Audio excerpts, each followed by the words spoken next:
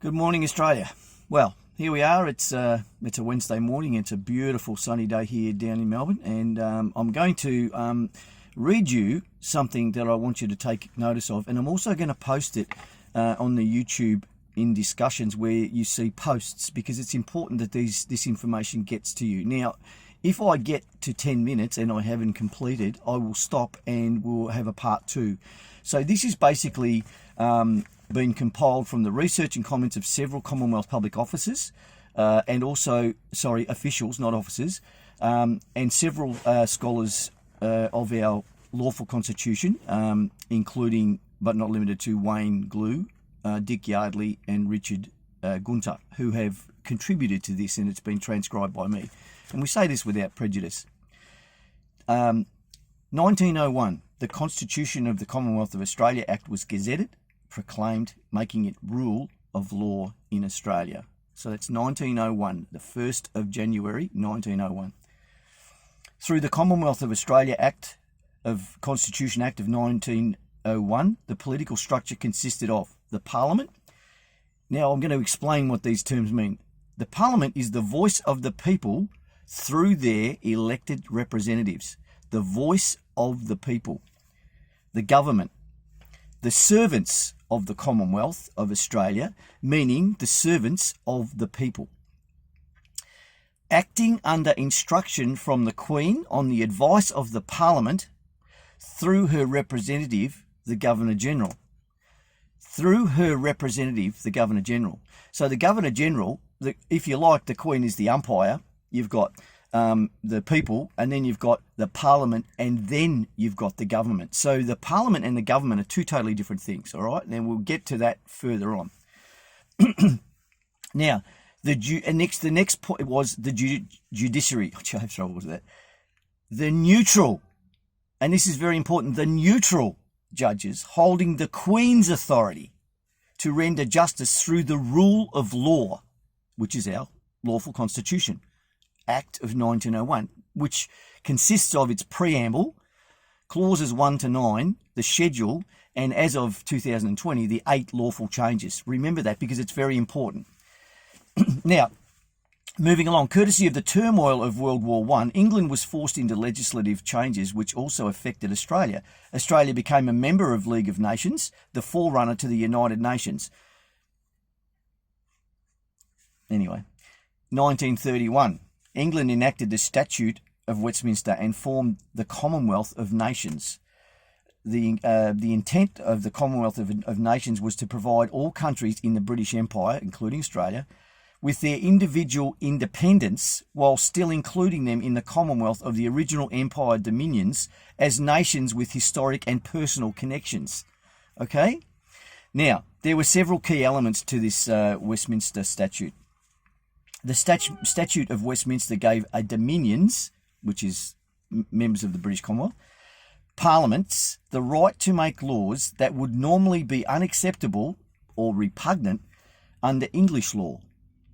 It gave the parliaments extraterritorial powers, meaning it allowed the parliament to make laws outside of the territorial limits of a jurisdiction, or in other words, outside of Australia, outside of America, China, whatever. Neither the Commonwealth of Australia nor the Dominion of New Zealand could repeal or alter their Constitution Acts except where the Constitutions expressly allowed it. Section 128 of our Commonwealth of Australia Constitution Act prevents changes to our Commonwealth of Australia Constitution without the consent of the people. Okay.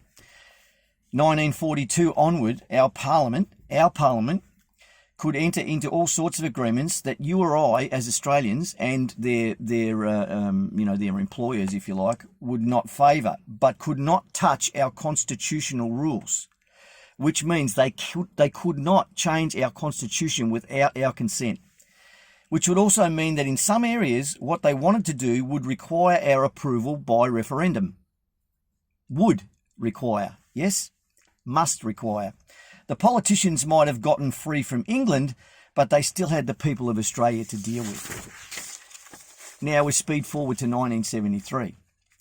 Then PM Whitlam created the Australian government, a body unknown and unlawful in our constitution. a body not of our constitution, but of the extraterritorial powers of the Parliament. Constitutionally unlawful, right? It was constitutionally unlawful what they did, because to create the Australian government was setting aside our lawful constitution, which meant that they should have come to the people and asked. Now, this is where the Royal Styles and Titles Act of 1973 came in, where they created also the Queen of Australia, which we'll get to in a second. Its first acts in 1973 included the creation of the Queen of Australia, a fictional entity. The change of name to the Australian government, documented as being because Whitlam government had a dislike for the term Commonwealth, because he wanted to be the king.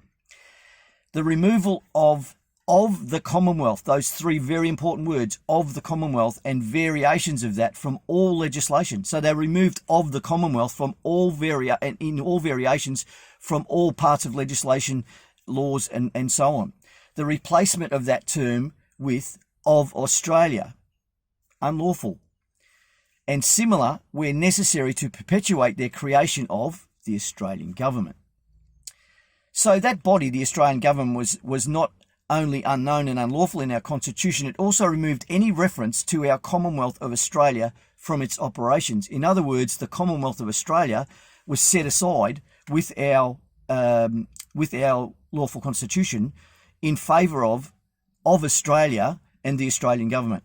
Okay, the people of Australia interacted with the Commonwealth of Australia through rule of law. So remember that.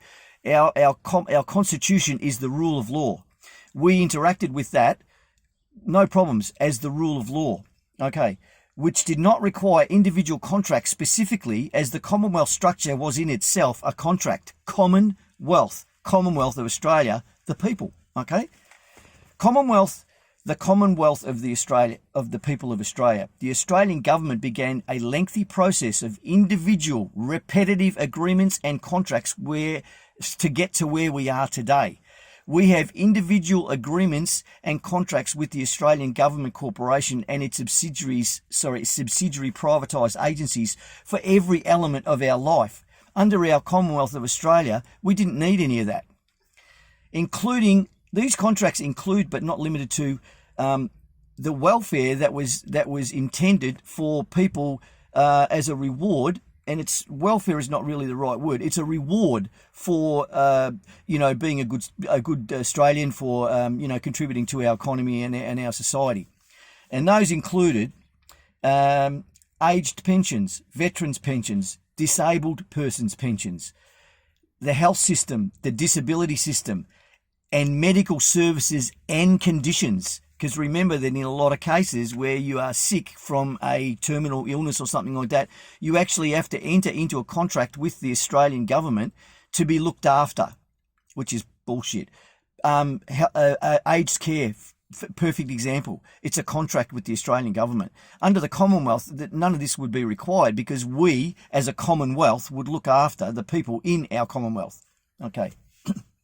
So on one hand, we have rule of law, lawful, constitutional law, held to an indissoluble agreement, our indissoluble constitution under the rule of law and governance by the Federal Parliament of the Commonwealth of Australia, the executive government, and the CH3 courts of justice. And we'll get to that because that's a very, very specific matter.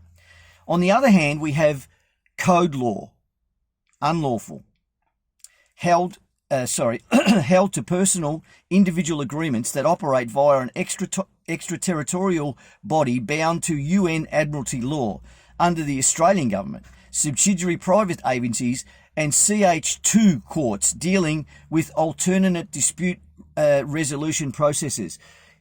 You see, it's not law, it's a dispute resolution when you go to court, because you are disputing a contract or agreement with the Australian government. It's all unlawful, okay? And this is what we want you to understand. And we're getting to the 10-minute mark, so I'm going to stop here.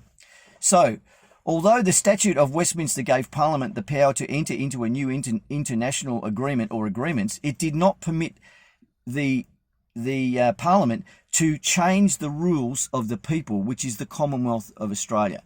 Going to leave it there, okay, because there's still a few more pages to go. So part 2 is coming. Please listen to these videos to the end, because if you don't, you miss things. And our statistics tell us that you're only listening to about 5 minutes. 5-minute videos are almost impossible to make because we can't get enough in there to give you the message that we want to give you. And don't forget to subscribe to the channel, and don't forget to check out the other pages in the channel, the discussions, the community, and all those sort of things, because we'll be putting things in there too as well, including documentation. All right. So again, I love Australia with all my heart. My red duster's up there. Please have a look at our links, which will be included in this video. Join us, subscribe to us, join our Lawful Rebellion, enroll with our Aussie Patriots Roll, because we need you. And you are the Commonwealth of Australia, as the Commonwealth of Australia Constitution provides.